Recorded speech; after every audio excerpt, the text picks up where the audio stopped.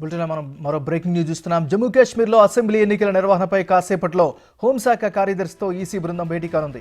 రాష్ట్రంలో భద్రతా ఏర్పాట్లపై చర్చిస్తారు. సుప్రీంకోర్టు హామీ ప్రకారం జమ్మూ కాశ్మీర్లో సెప్టెంబర్లోగా ఎన్నికలు నిర్వహించాల్సి ఉంది. 5-6 దశల్లో ఎన్నికలు నిర్వహించేందుకు సన్నాహాలు చేస్తున్నారు. ఈసీ బృందంలో chief election commissioner Rajeev Kumar, 2 ఎన్నికల కమిషనర్లు జ్ఞానేశ్వర్ కుమార్, సుఖ్వీర్ సింగ్ సంధు ఉన్నారు.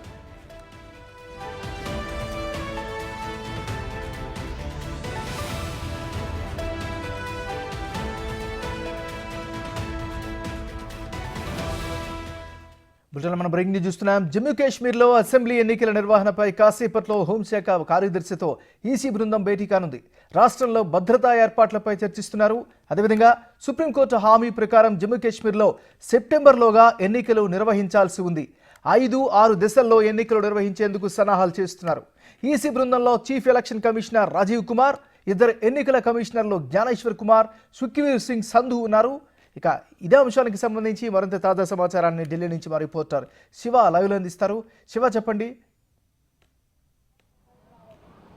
రైట్, ఏమన్నా జమ్మూ కాశ్మీర్లో ఎన్నికల నిర్వహణకు సంబంధించి కేంద్ర ఎన్నికల సంఘం కేంద్ర హోంశాఖ కార్యదర్శితో భేటీ కానున్నారు. మరి కాసేపట్లో అంటే 12:30 కేంద్ర హోంశాఖ కార్యదర్శితో కేంద్ర ఎన్నికల సంఘం ప్రధాన అధికారి రాజీవ్ కుమార్, ఎన్నికల కమిషనర్లు జ్ఞానేశ్వర్ కుమార్, సుఖ్వీర్ సింగ్ సంధు, వీళ్ళు ముగ్గురు కూడా కేంద్ర ఎన్నికల సంఘం ప్రతినిధులుగా కేంద్ర హోంశాఖ కార్యదర్శితో భేటీ కాబోతున్నారు. ఈ భేటీలో ఏదైతే ఆగస్టులో వీరు ముగ్గురు అలాగే ఈసీ బృందం ఇక్కడ ప్రధానంగా జమ్మూ కాశ్మీర్లో పర్యటించి అక్కడ పరిస్థితులను ఎన్నికల నిర్వహణకు సంబంధించి అక్కడ భద్రతా పరంగా ఎటువంటి చర్యలు తీసుకోవాలనే దానిపై కూడా వారు పర్యటించారు.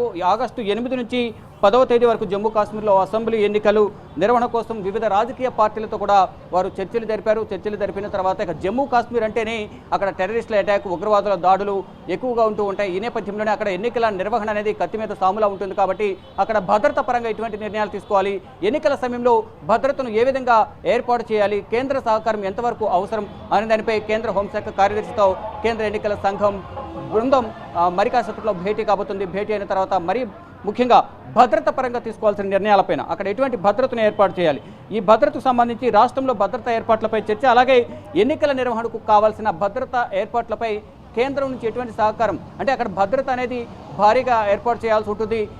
ఈ నేపథ్యంలోనే అక్కడ ఎప్పుడు చూసినా ఏదో ఒక దాడులు జరుగుతూ ఉంటాయి. ఇటు ఉగ్రవాదుల దాడులు, అక్కడున్న భారత ఆర్మీపై ఇతర దేశాలకు సంబంధించిన ఉగ్రవాదులు దాడులు చేస్తూ ఉంటారు.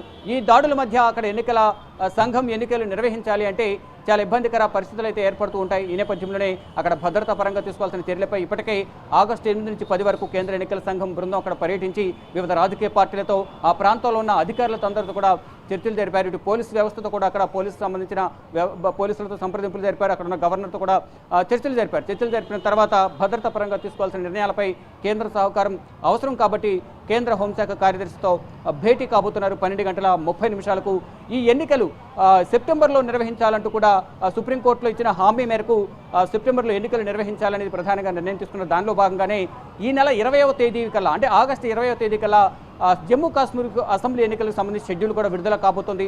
ఈ ఎన్నికలు 5-6 దశల్లో నిర్వహించాలని కేంద్ర ఎన్నికల సంఘం యోచిస్తుంది. దానికి సంబంధించి అధికారిక ప్రకటన అయితే మరొక 4-5 రోజుల్లోనే ఎన్నికల షెడ్యూల్ విడుదల కాబోతోంది.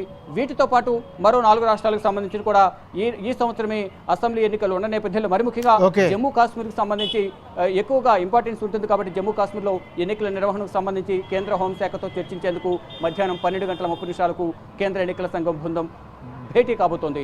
ఏమన్నారు? Thank you Shiva.